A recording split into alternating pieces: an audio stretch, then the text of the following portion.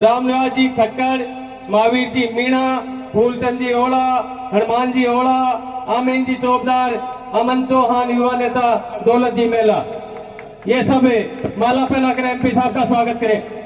और राजस्थान की आन बान शान को प्रतीक साफे है जो आज अठे गुडा में आप सब पर आए हो। एक बार दोनों हाथ ऊपर उठाकर जोरदार तालियां के साथ हनुमान बेनीवाल, हनुमान बेनीवाल।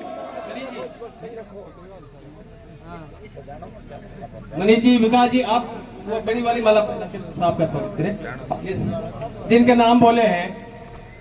और दुर्गा का आशीर्वाद, वीर तेजा जी को आशीर्वाद, सभी देवी देवता को आशीर्वाद, सेवा में अभिनंदन करने हाँ अपाय पत्रकार बंधु देश दुनिया में लाइव दिखा रहा है। पूरा राजस्थान, भारत और दुबई, सऊदीया, मस्कत जठे अपना बेटा बैठा है, भाई बैठा है, भाई पलने जी रहा है अद्भुत पल। आदरणीय शिवनाथ जी जिल प्रभु चरणा में बैठा है, पावन पला ने जी रहा है। एक बार सब आदमी को मंच डॉक्टर विकास गिल जी, किसान की मेहनत को प्रतीक आज जेड़ी देकर सम्मान हनुमान जी बेनीवाल साहब को, डॉक्टर विकास जी गिल और साथ में एडवोकेट मदन सिंह जी गिल साहब और आपने सब किसाना को, खेती हर को, अन्नदाता को सम्मान है। सैकड़ा पत्रकार बंधु लाइव इन्हें दिखा रहे हैं। अब इसी स्वागत की श्रृंखला में अंतर्राष्ट्रीय बॉडी बिल्डर प्रिया जी मेघवाल का चुनरी उड़ाकर स्वागत करेंगे डॉक्टर वंदना जी गिलवर सरिता जी। कोई भी शुभ काम में आपा भाण ने, बाया ने, बेटिया ने चुनड़ी उड़ा करवा को सम्मान करा चाहिए। जोरदार तालियों से स्वागत करें। आपने सबकी ओर से सम्मान। अब इस उदयपुर वाटी की पावन धरा पर इस कार्यक्रम के आयोजक इस विशाल दल सैलाब को हनुमान जी बेनीवाल से रूबरू करवाने के लिए आप सबको निमंत्रण करने वाले डॉक्टर विकास जी गिल से निवेदन है कि वो अपना उद्बोधन आप सबके बीच में पेश करें। डॉक्टर विकास जी गिल, आप डॉक्टर विकास जी गिल ने आशीर्वाद देवा आया हो, दोनों हाथ ऊपर उठाकर हनुमान बेनीवाल जी ने बताओ कि आप कालजा से कत्तो प्रेम करो डॉक्टर विकास गिल साहब ने। आज हमारी उदयपुर वाटी की धरती धन्य हो गई। हमारा किसान नेता हमारे बीच, हमारे पास आया। हनुमान जी भाई साहब हमारे बुजुर्ग कह रहे थे कि डॉक्टर साहब एबर हनुमान जी ने बुला दो, एबर बान देख तो जा, नहीं यहीं चला जाऊंगा। हनुमान बेनीवाल भाई साहब का उदयपुर वाटी की धरती पे, शहीदों की धरती पे, रामदेव जी, कनीराम जी की धरती पे बहुत बहुत स्वागत। बहन प्रिया मेघवाल, दौलत जी, मनीष जी, महेंद्र जी, सम्मानित मंच और सबसे सम्मानित आप लोग जो हनुमान बेनीवाल की रीढ़ है, हनुमान बेनीवाल की ताकत है, आप लोग हनुमान बेनीवाल की ताकत है। आप लोगों के यहाँ पर आने का बहुत बहुत आभार। आज पूरे राजस्थान में हनुमान बेनीवाल वो आदमी है जिसने एक सपना सोचा, एक किसान के बेटे ने एक सपना सोचा कि एक नए राजस्थान का निर्माण हो, एक नया राजस्थान बने, एक ऐसा राजस्थान बने जो भय मुक्त राजस्थान हो। हमारी बहन बेटियां रात को 12 बजे भी आराम से घूम सके। ऑफिस में कोई बूढ़ा बाबा जाए तो अफसर खड़ा होके पूछे कि बाबा आप किस काम से आए हो। टोल मुक्त सड़कें हो, पेपर लीक बंद हो, अग्निवीर की बात करता है तो हनुमान बेनीवाल करता है, पेपर लीक की बात करता है तो हनुमान बेनीवाल करता है, हमारी पीड़ित पहलवान बहनों की बात करता है तो हनुमान बेनीवाल करता है, किसान बिल की बात करता है तो हनुमान बेनीवाल करता है। हनुमान बेनीवाल के अलावा आप बताओ कोई और दूसरा नेता वो आपकी बात करता है क्या? अगर आप लोग हनुमान बेनीवाल की ताकत बनेंगे, हनुमान बेनीवाल का साथ देंगे, उसका साहस बनेंगे, तो नए राजस्थान के निर्माण को कोई नहीं रोक सकता। अब बात थी व्यवस्था परिवर्तन की। एक सपना देखा, विकास के नाम पे 20 साल में एक भी काम नहीं हुआ। पूरे झुंझुनू जिले में पानी आ गया, लेकिन कुंभाराम लिफ्ट के नाम पे पहले पूर्व मंत्री ने और उससे पहले पूर्व विधायक ने पीठ थपथपाली की, हम पानी लेके आ रहे हैं, और पानी को खेतरी तक छोड़ दिया। अगर वो पानी आ जाएगा तो हमारे यहाँ पहाड़ी बेल्ट में जो पानी की बहुत बड़ी समस्या है वो खत्म हो जाएगी। ये लोग पानी लाना नहीं चाहते क्योंकि पानी की उस एरिया का चुनावी मुद्दा है। अगर पानी आ गया तो चुनावी मुद्दा खत्म हो जाएगा। बार बार उस पानी को लेके, नाम को लेके उधर के वोटों को बटोरते रहते हैं। और यहाँ पे जो अवैध खनन का काम चल रहा है, आप और दूसरा बटन दबाएंगे तो आप जानते हैं कि इनकी ताकत बढ़ेगी, वही मिलाजुली का खेल चलेगा पूरे राजस्थान में जैसा चलता आ रहा है। एक बार कांग्रेस, एक बार बीजेपी और पूरा मिलाजुली का खेल। इस बार आप लोग मन बना लें कि इस बार आपको व्यवस्था परिवर्तन में हनुमान बेनीवाल का सहयोग करना है, एक नए राजस्थान का निर्माण करना है, एक नई उदयपुरवाटी का निर्माण करना है। हनुमान बेनीवाल जिसको भी इशारा करे आप लोग उसकी मदद करें और एक नए राजस्थान के निर्माण में उनका सहयोग करें। हनुमान बेनीवाल पूरे लोकसभा में एक आदमी है जो आपकी आवाज उठाता है। अगर आप लोगों ने इस कोहिनूर को कमजोर कर दिया तो इस तरह का नेता आपको आने वाली पीढ़ी में नहीं मिलेगा। और आने वाली पीढ़ी आपसे पूछेगी, जब आप संघर्ष कर रहे थे, हनुमान बेनीवाल संघर्ष कर रहा था, तो आपने उसकी मदद क्यों नहीं की। आने वाली पीढ़ी को अगर आप आज हनुमान बेनीवाल के साथी नहीं बनेंगे तो आपको जवाब देना मुश्किल हो जाएगा कि हनुमान बेनीवाल के संघर्ष को आपने साथ क्यों नहीं दिया। आज हनुमान बेनीवाल एक नए राजस्थान की बात कर रहा है। आज आप लोगों को छोटी छोटी बातों पे धरना देना पड़ता है। युवाओं को छात्र संघ के चुनाव की जब बात आई, हनुमान बेनीवाल ने अपने कीमती 30 दिन निकाल के युवाओं के अधिकार के लिए जयपुर में एक सम्मेलन बुलाया और किसी भी नेता ने किसी भी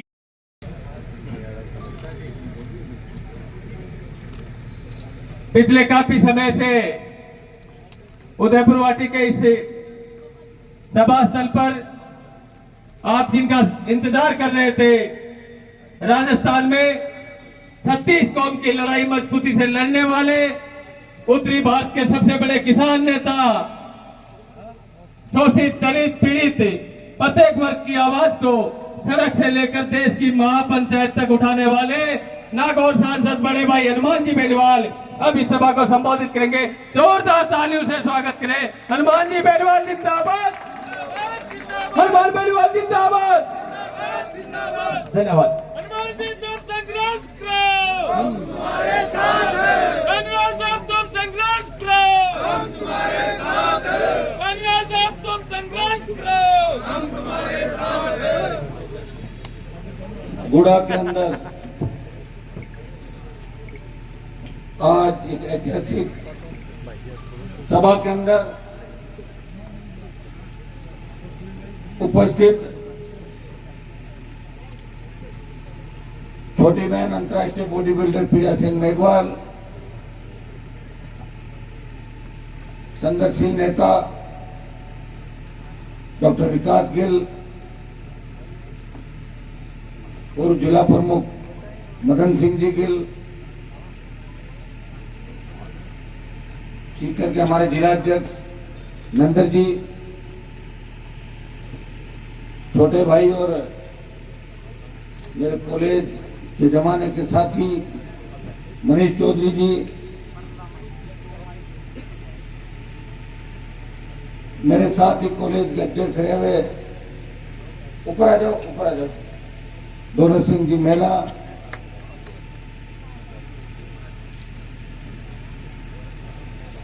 विनोद जी गिल, हमारे नागौर से ही रिटायर्ड हुए तहसीलदार जी पिचड़ साहब और राम मेरे वहीं लास्ट नौकरी करके आए थे मुंडवा के अंदर। सबसे पहले तो आरएलपी परिवार को, डॉक्टर साहब विकास जी को और पूरी उदयपुरवाटी विधानसभा क्षेत्र की गुड़ा की टीम का हृदय से आभार प्रकट करता हूं, अभिनंदन करता हूं कि आपने ऐतिहासिक कार्यक्रम का आयोजन किया। थोड़ा आने के अंदर देरी हो गई थी, लेकिन मुझे पता है कि मैं जिस धरती पे कार्यक्रम करने के लिए जा रहा हूं, उस धरती ने अगर राजस्थान के अंदर जागीरदारों के खिलाफ आंदोलन चला के अपने प्राण न्यौछावर किए, वो करनी रामदेव की भूमि है, वो उन शहीदों की भूमि है जिन्होंने नेताजी की फौज से लेके 62, 65, 71 की लड़ाइयां और कारगिल की लड़ाइयों के अंदर संघर्ष करते हुए अपने प्राण न्यौछावर किए और भारत माता को हमेशा बुलंद रखा, आजाद रखने का अगर काम किया, तो शेखावाटी के किसान के बेटों ने किया। दो जोरदार जयकारों के साथ मेरी बात शुरू करूंगा। बोले तेजाजी महाराज की, बोले सालासर दरबार की, शाकंभरी माता की, जमाई माता की, देवनारायण भगवान की, उबली बालाजी की, पीर बाबा की, राम साहब पीर की। बाकी तो नहीं,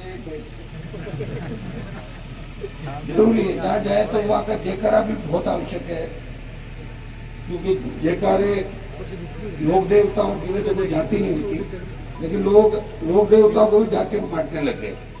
कोई देवता पीछे नहीं रह जाए, तमाम जगह कहते हैं लिस्ट बना के दे दो, एक जय के साथ जितनी जयकारें लगा देता है, लोगों के अंदर जोश बरकरार है। जैसे आर्मी के अंदर बटालियन लड़ाई लड़ती है, रेजिमेंट लड़ाई लड़ती है, तो उनका खुद का एक अलग नारा होता है। नारे के साथ जैसे ही नारा लगता है वो रेजिमेंट आगे बढ़ती रहती है रेजिमेंट। तो हमारे भी जहाँ जयकारा लग जाता है तो जवानों के अंदर एक नया जोश पैदा होता है।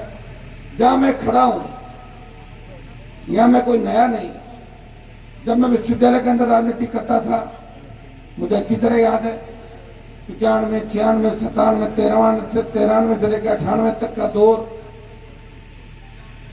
उस समय भी सबसे ज्यादा अगर मेरा साथ किसी ने दिया तो शेखावाटी के किसान के बेटों ने हनुमान बेनीवाल को हमेशा उस संघर्ष के जमाने में साथ दिया, और उसी का परिणाम था कि मैं राजस्थान विद्यालय का अध्यक्ष बना। जब मैं अध्यक्ष बना था तो शायद मेरे सामने हारने वाले भी नंबर 2 और 3 पे थे, वो भी यही के लड़के थे सारे। ये इसी जगह के लोग थे जो हारे थे मेरे सामने चुनाव। इस विधानसभा क्षेत्र के अंदर 18 के अंदर भी नई पार्टी थी, संघर्ष करके पुकार के माध्यम से इस प्रदेश के किसान को कर्ज मुक्त करने की आवाज उठाई देश के अंदर, और कर्ज मुक्ति, किसान कर्ज मुक्ति के आंदोलन को अगर हवा मिली, नागौर, बाड़मेर, सीकर, बीकानेर, जयपुर की रैलियों के बाद मंदसौर के अंदर बड़ा किसानों का आंदोलन हुआ। किसानों ने सीने पे गोलियां खाई और कर्ज माफी के आंदोलन को देश के अंदर हवा दी। हमें पार्टी बनाने के अंदर बहुत समय लग गया था। मैंने प्रयास किया, बहुत से लोग कहते थे, जब मेरा वसुंधरा से झगड़ा हुआ 2009 के अंदर, बहुत से लोगों ने कहा कि आपका राजनीतिक कैरियर खत्म हो गया, आप वसुंधरा से क्यों लड़ रहे हो, आप दोबारा नहीं जीतोगे, आप ये नहीं करोगे, वो नहीं करोगे। लेकिन मैंने इन चीजों की परवाह नहीं की। जीवन के अंदर शायद मैं विश्वविद्यालय के अंदर चुनाव जीता तब भी निर्दलीय चुनाव जीता था। ये निर्दलीय और थर्ड फ्रंट और अलग पार्टी यही मुझे सूट करता है, क्योंकि किसी दूसरे नेता के अधीन में काम नहीं कर सकता। तो मैंने लंबी लड़ाई, लंबा संघर्ष राजस्थान के अंदर किया।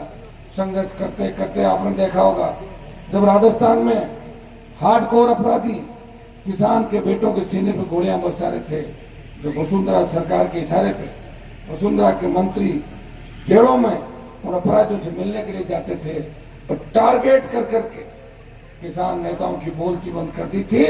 उस समय अगर राजस्थान के अंदर इन सामंती ताकतों से, उन हार्डकोर अपराधियों से कोई लड़ाई लड़ रहा था, वो सड़क से लेके विधानसभा तक नागौर का सांसद हनुमान बेनीवाल उस राजस्थान विधानसभा के अंदर किसान कौम की लड़ाई लड़ रहा था। 13 के अंदर चुनाव जीतने के बाद 18 में पार्टी का निर्माण किया, और पार्टी का निर्माण करने के बाद उस समय ज्यादातर जगह मेरे पास बहुत से लोग आए। मैं कभी गलत बात भी नहीं करता, वही बात कहता हूं जो मैंने किया। बहुत से लोगों ने कहा, साहब आप चुनाव मत लड़ाओ, आप लड़ाओगे हम हार जाएंगे, हम हार जाएंगे, ठीक नहीं रहेगा। वैसे जो पार्टी बनाता है वो किसी दूसरे के लिए नहीं बनाता। पार्टी की एक विचारधारा होती है। कांग्रेस बीजेपी से त्रस्त लोगों को राजस्थान में विकल्प कैसे मिले, पार्टी बनाई। पिछली बार तमाम जगह जो आज कांग्रेस बीजेपी के अंदर बड़ी बड़ी बात कर रहे हैं, जो टिकट बांट रहे हैं, अगर वो टिकट बांट रहे हैं तो जो मेरा भी सहयोग था, अगर मैं सब जगह चुनाव लड़ा देता तो टिकट नहीं बांट पाते, वो हार के घर बैठ जाते। आपके यहाँ भी उम्मीदवार कोई टिकट लेके आया था, मुझे पता है, लेकिन वो टिकट लेके ही आया था जब आपके लोगों ने कहा हनुमान जी हेलीकॉप्टर का रुख उदयपुर वाटी की तरफ मत करो, नहीं किया था, बात मान ली थी आप लोगों ने। ऐसे लोग आपको नहीं मिलेंगे जो समय के साथ जनमानस की भावनाओं को पहचाने। नेताओं को तो वोट बैंक से मतलब है, नेता तो जो पार्टी बनाता है वो चाहता है मेरा वोट बैंक कैसे बढ़े, और मैंने ये चाहता कि मेरे लोगों का सम्मान कैसे बढ़े। मेरी वजह से कोई गुंडे बदमाश इस राजस्थान की विधानसभा के अंदर नहीं पहुंचे, ये मैंने प्रयास किया था हर जगह, और आपने देखा भी होगा यहाँ शेखावटी अंचल जो हमारी सबसे ज्यादा संख्या किसानों, फिर भी दुर्भाग्य से देखिए राजनीति कौन कर, आप देखिए चारों तरफ नजर उठा के देखे 100 किलोमीटर के जिनके वोट नहीं वो यहाँ के नेता है, जिनके वोट है वो टिकट मांगने के लिए लाइन लगा के खड़े रहते हैं। ये राजनीति राजस्थान के लिए। मैं आपको विश्वास दिलाता हूं कि मारवाड़ से इस बार राष्ट्रीय लोकतांत्रिक पार्टी का तूफान चलेगा।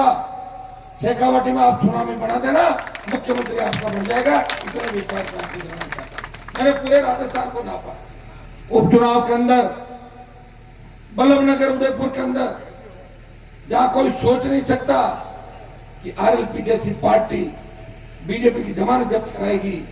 बल्लभनगर के अंदर जब हमारे उम्मीदवार चुनाव लड़े, डांगी समाज से थे, पाटीदार समाज से, 50,000 वोट लेके भारतीय जनता पार्टी को चौथे नंबर पर धकेला। और दरियावत के अंदर बीजेपी आरएलपी का समर्थित उम्मीदवार बीजेपी को तीसरे नंबर पर धकेलता है।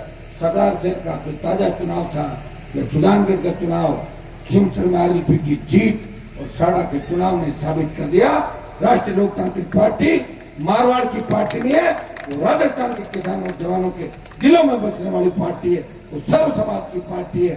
3 विधायक जो जीत के गए उनमें 2 शेड्यूल कास्ट के विधायकों को जिता कर अगर राजस्थान की विधानसभा में ले गया, वो राष्ट्रीय लोकतांत्रिक पार्टी का आपका भाई हनुमान बेनीवाल था। बसपा से एक भी विधायक शेड्यूल कास्ट का जीत के नहीं गया, बसपा के नाम से वोट ले लिए थे,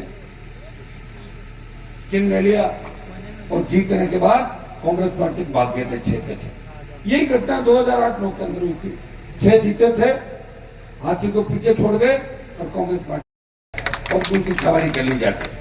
ये हालात इस राजस्थान के अंदर। भाइयों, आपने देखा होगा कि 25 सांसद राजस्थान से आते हैं। झुंझुनू का सांसद भी किसान का बेटा है, सीकर के बाबा जी भी किसान है, चूरू के भी किसान पुत्र है।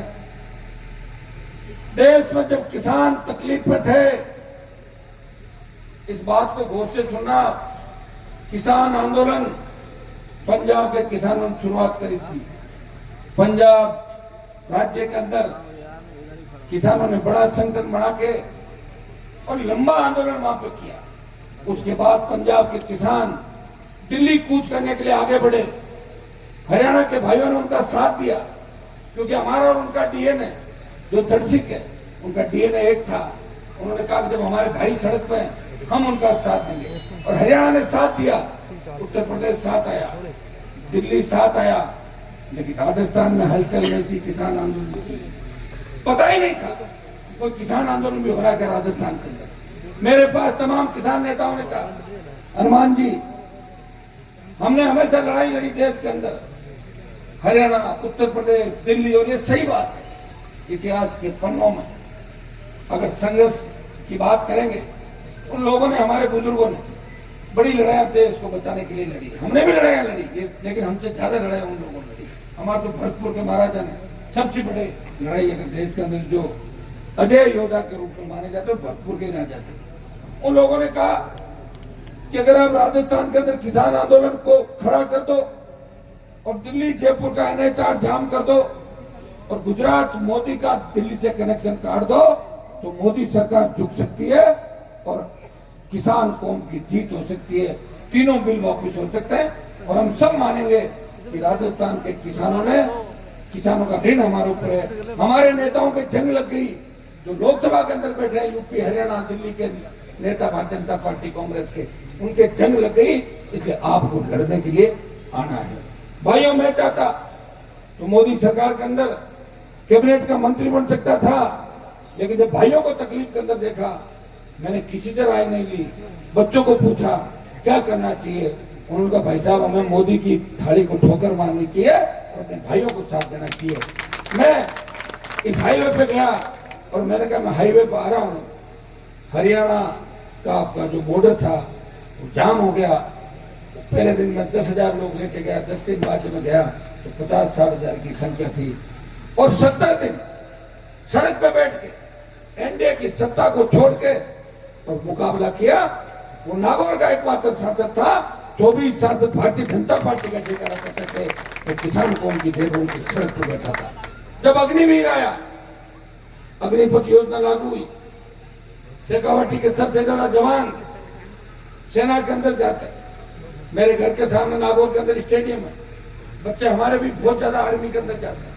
आपने कारगिल की शहादत देखी होगी, शेखावाटी मारवाड़ के अंदर बराबर लोगों ने शहादत दी थी, चाहे नागौर है, बीकानेर है, जोधपुर है, बाड़मेर है, सीकर, झुंझुनू, भरतपुर, इन चूरू, इन्होंने सबसे बड़ी शहादत, शेखावाटी की पहली जो कारगिल की पहली शहादत थी, उसमें आपके और हमारे बच्चे थे जिन्होंने पहली कारगिल की शहादत दी थी। बच्चे जब अग्निपथ आया, बच्चों ने कहा भाई साहब कोई नहीं सुनेगा। मैंने कहा मैं लड़ाई लड़ूंगा चाहे कितनी लड़नी पड़े।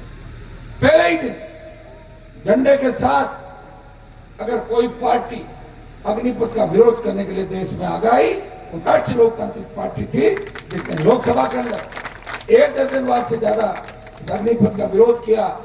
ऑल पार्टी मीटिंग के अंदर प्रधानमंत्री को बार बार कहा ये अग्निपथ वापस लीजिए।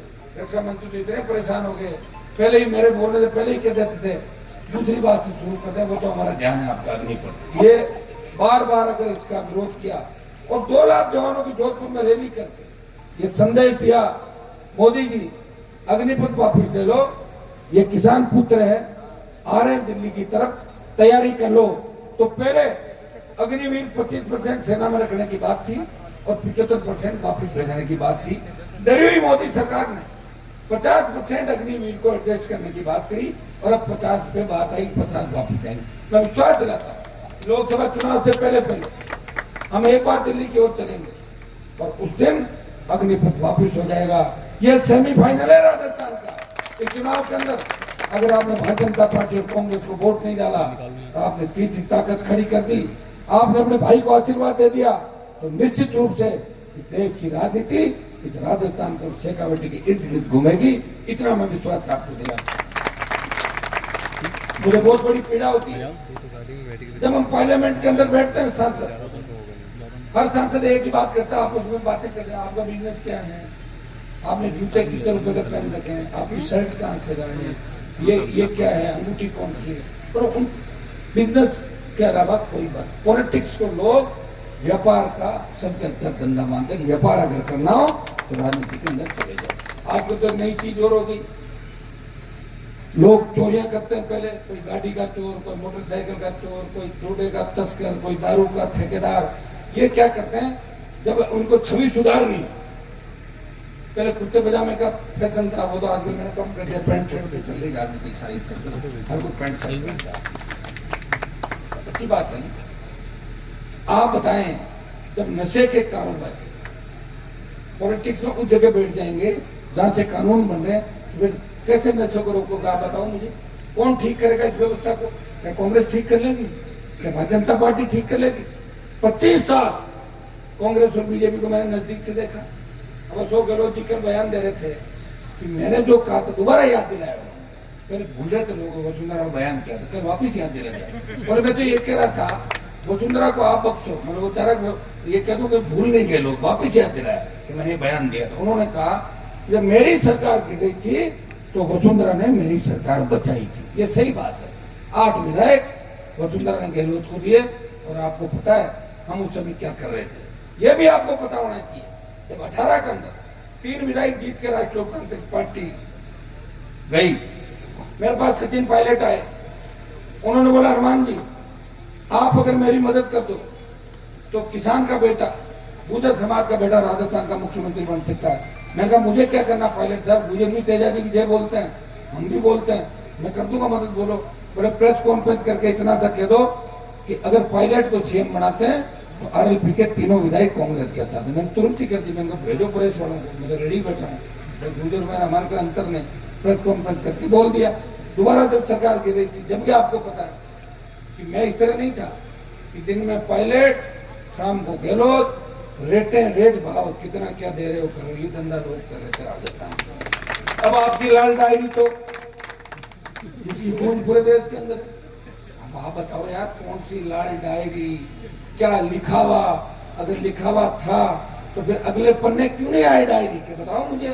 क्योंकि अगले पन्नों के अंदर पहले पन्नों में कांग्रेस और अगलों में भारतीय जनता पार्टी की पूरी गहलोत से मिलकर लेन देन करेगी।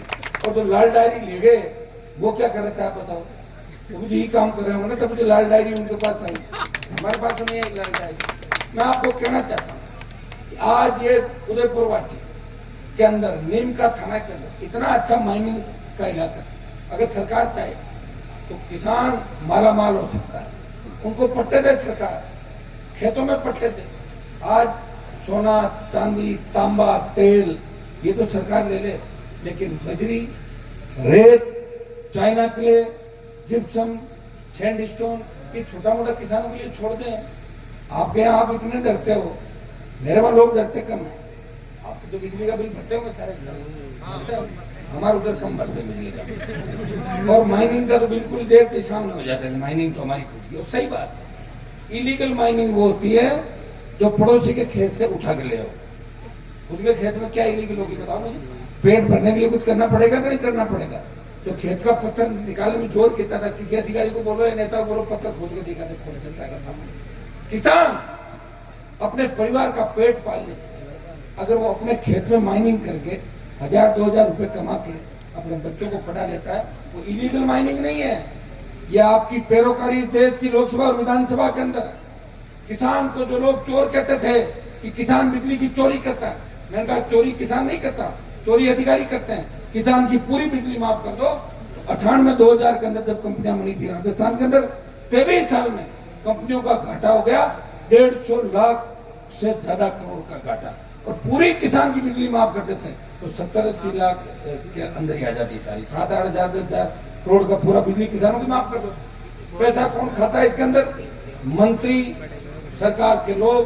बिजली की खरीद फरोख्त, रोज नए ठेके लेना, कोई रिकॉर्ड नहीं। ये बिजली के अंदर आपने देखा होगा रिकॉर्ड नहीं होता कहीं। जबानी जमा खर्चा है, पोल ले जाओ, तार ले जाओ, कौन सा आ रहा है, कौन सा जा रहा है, ट्रांसफार्मर की प्लेट बदली, कौन जांच करेगा? टाइम किसके पास है? तो सबसे ज्यादा किसानों को चोर कहने वाले लोगों को मैंने कहा कि चोर किसान नहीं है, किसान अन्नदाता है। अगर आवश्यकता पड़ गई, कनेक्शन नहीं हो रहा है और खुद में एडजस्टमेंट कर लिया तो कौन सा पाप हो गया बताओ मुझे? मेरे वहां तो है ही नहीं कनेक्शन, ऐसे ही चलाते थे। विधानसभा में एक बार बोला मंत्रियों ने कि आपके तो 2000 चल रहे हैं, जाओ रोक के दिखा लो। रोक लिए थे क्या? और बोल रही थी कि आप तो आपराधिक प्रवृत्ति के हो, तो उनका गिरफ्तार कर मुझे, और नहीं तो तेरी जगह मैं बैठता हूँ तो एमएलए इधर हम अभी यही गिरफ्तार करता हूँ विधानसभा में। ये करने के लिए बहुत कड़े जैसे मैंने देखा। मैं विधानसभा में पिटा नहीं था, पीट दिया। आपके विधायक जी को पीटते हुए देखा। मैं अगर वहां होता तो मैं उनको बचाता, पीटने नहीं देता, क्योंकि विधायक विधायक होता है। और जब साथी को कोई पीटा तो साथी को आगे बीजेपी के लोगों ने चढ़ा दिया तो आप तो जाओ, और गए और बीजेपी में बात चले गए। बहुत बढ़िया काम हो, जूता पड़ गया। कितनी बड़ी पॉलिटिक्स नहीं समझने वाले नहीं समझते, इस बात समझने वाले समझ जाते हैं। लेकिन हमें एक चीज का ध्यान रखना चाहिए कि काजल की कोठरी के अंदर रहकर अगर कोई दाग किसी का नहीं लगा, मैं भी ये आप देखिए ईडी आ रही है आपके शेखावाटी के अंदर। टीडी शायद या नहीं पहुंची थी, आई थी टीडी कम आई तो ईडी आ गई वहां पे। लक्ष्मणगढ़ सीकर पूरा नाप तोड़ कर लिया, नागौर के अंदर घुस गई। आसपास के कांग्रेस के नेताओं के जो पार्टनर साथी थे, ईडी सीबीआई चुनाव के टाइम, अब जो चुनाव नजदीक आएंगे एसीबी सीआईडी सीबी केस मुकदमे डराने की कोशिश करेंगे। मैं तो रोज सरकार ऐसे पीछे पड़ेगी, 1-2 मुकदमा रोज दर्ज कर लेंगे, ज्यादा चलते 1-2 पीछे पता लगता है रात को 1 मुकदमा दर्ज हो गया। उनका होना तो भाई जो भी होना, जब जीवन ही समर्पित कर दिया। आपके लिए लड़ते हुए एक बार सजा भी हो गई थी, आपने देखा होगा। फिर ईश्वरी कृपा बरी हो गया। अब अगर हम लड़ेंगे नहीं, आपके लिए सड़कों पर नहीं बैठेंगे, तो कैसे आपको न्याय दिलाएंगे बताओ मुझे? तो लोकतंत्र बचेगा ही नहीं। लोकतांत्रिक व्यवस्था यही है कि जनता के लिए, जनता के प्रति वो लड़ाई लड़नी पड़ती है। लड़ाई लड़ते हुए अगर सरकार के लोग इस तरह करने लग जाए तो ये निरंकुशता हो गई।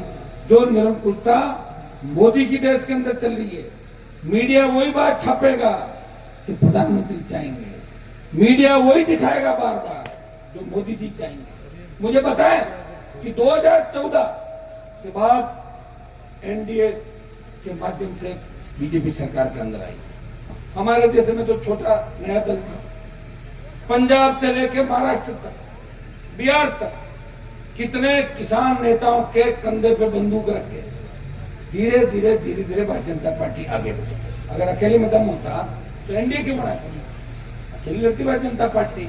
एनडीए के फिर साथियों को बार बार निकालते खुद की संख्या 303 कर ली, तो एनडीए वालों की क्या हालत करनी, ये भी आप देख रहे हो। लेकिन 14 के अंदर और 19 में उम्मीद जगी थी कि मोदी की सरकार बनेगी तो सादत कम होगी, किसी किसान के बेटे को सीने पे घोड़ी नहीं मिलेगी, हिंदुस्तान का बेखौफ पूरे देश के अंदर होगा।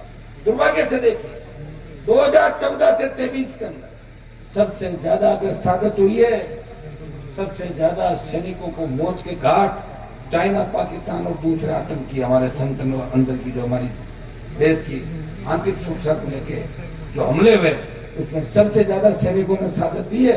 तो फिर कहा प्रधानमंत्री देश को कहाँ लेके जा रहे हैं? कह रहे मैं भारत को आगे लेके जा रहा हूँ।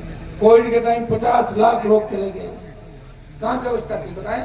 सबसे ज्यादा अगर कोविड में मौतें हुई वो हिंदुस्तान के अंदर। गाय हमारा सब का बीजेपी वाले तो गाय का नारा लगे थे सत्ता के अंदर आए, जय गो माता, जय गो माता। चंदा भी इसी नाम का करते थे, मंदिर और गाय दो के नाम से चंदा करते थे। मंदिर तो बढ़ने के नजदीक है, लेकिन लंपी में गो माता ने दम तोड़ा, एक साथ दिन का नहीं बोला। उस समय लंपी राजस्थान में ज्यादा नहीं थी, कुछ जगह ही थी। मैंने तो मामला उठाया, 5-6 एमपी हंस रहे थे, मैंने तुम हंसो मत, तुम्हारा इलाज हो जाएगा, गाय माता कर देगी तुम्हारा। फिर बाद में कह रहे यार लंपी तो समझेगी, आगे ध्यान नहीं था उनको। बाबा जी वगैरह ध्यान थोड़ी रखते, दूसरे कामों का ध्यान रखते हैं। बाबा जी मेरे हिसाब में जंतर मंतर से काम चलाते हैं, मुझे कैसा लगा। तो उनके पास कोई ऐसी शक्ति होगी जो घुस कर देते कुछ हो जाता है। हमें तो लड़ना पड़ता है। तो टिकट बाबा जी का भेष और आप एक किस्मत के लोग हैं, टिकट कैसे मिले, टिकट की खरीद कर। या मैंने शेखावटी के अंदर देखा कि हमारे वहां तो लोग किन किन परिस्थितियों में लड़े। आप बहुत आगे हो हमसे एजुकेशन के अंदर। हाँ जमीनें वहां ठीक होंगी, लेकिन मेरे थोड़ी है।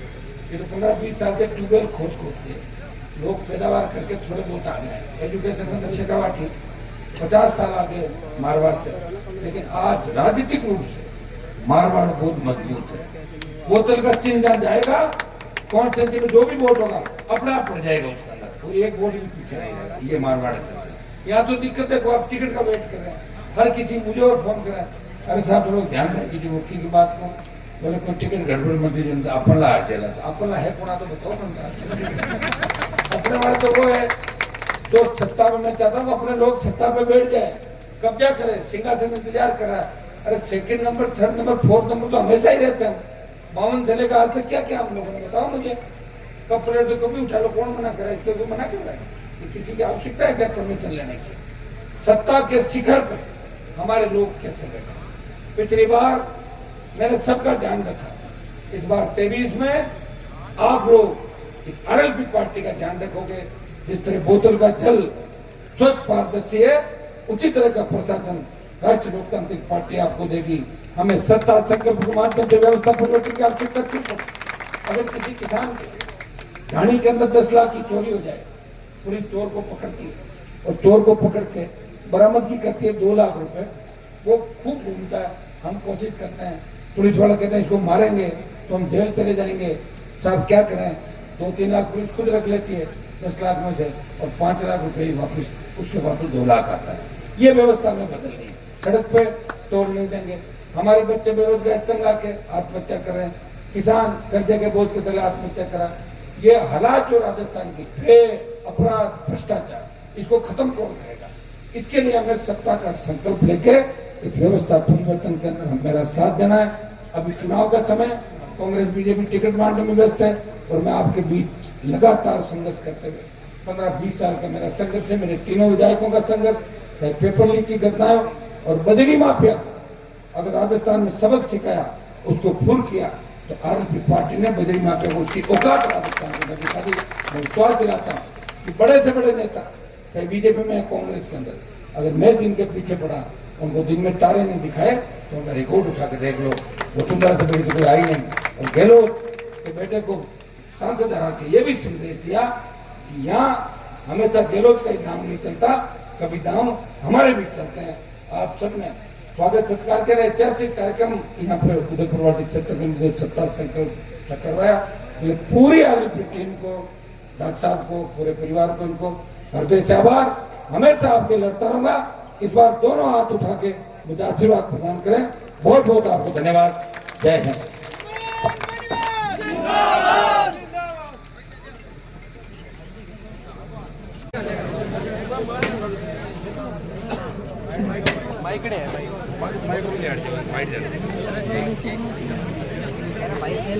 अरे रुको भैया, एक सेकंड। हाँ सारे आगे, एक सेकंड बात कर रहे हैं। के दौरान आप हर विधानसभा में जा रहे हैं, आज उदयपुर वाटी का दौरा। देखिए, जिस तरह शेखावाटी में जन समर्थन मिल रहा है, सीकर के बाद आज झुंझुनू के अंदर संकल्प यात्रा उदयपुर वाटी विधानसभा से जो जन समर्थन मिल रहा है, उससे देख के लग रहा है कि बीजेपी और कांग्रेस के लिए राह आसान नहीं है।